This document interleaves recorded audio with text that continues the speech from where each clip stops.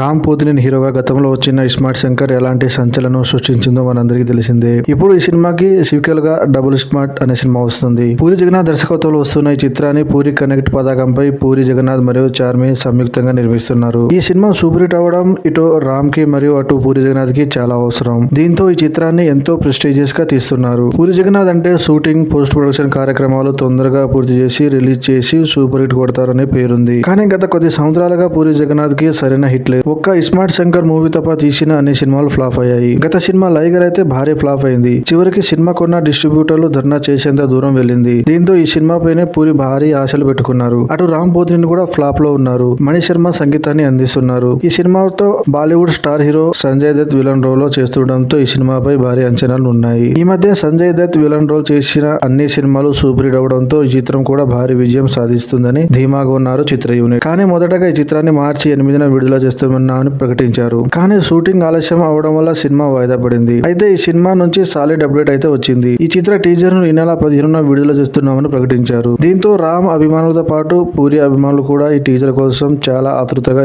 ఎదురు చూస్తున్నారు. షూటింగ్ చివరి దశకు చేరుకున్న ఈ చిత్రం పోస్ట్ ప్రొడక్షన్ వరకు కూడా శరవేగంగా కొనసాగుతున్నాయి. అయితే ఈ చిత్రాన్ని జూలై 2వ వారం గానీ 3వ వారం గానీ తెలుగు, తమిళ, హిందీ, కన్నడ మరియు మలయాళ భాషలలో పాన్ ఇండియా సినిమాగా విడుదల చేయడానికి సన్నాహాలు చేస్తున్నారు. ఇదే జూలై నెలలో ఇస్మార్ట్ శంకర్ విడుదలై సూపర్ హిట్ అయింది. మొత్తం మీద ఈ సినిమాతో పూరి సాలిడ్ కంబ్యాక్ ఇవ్వాలని మనస్ఫూర్తిగా కోరుకుందాం.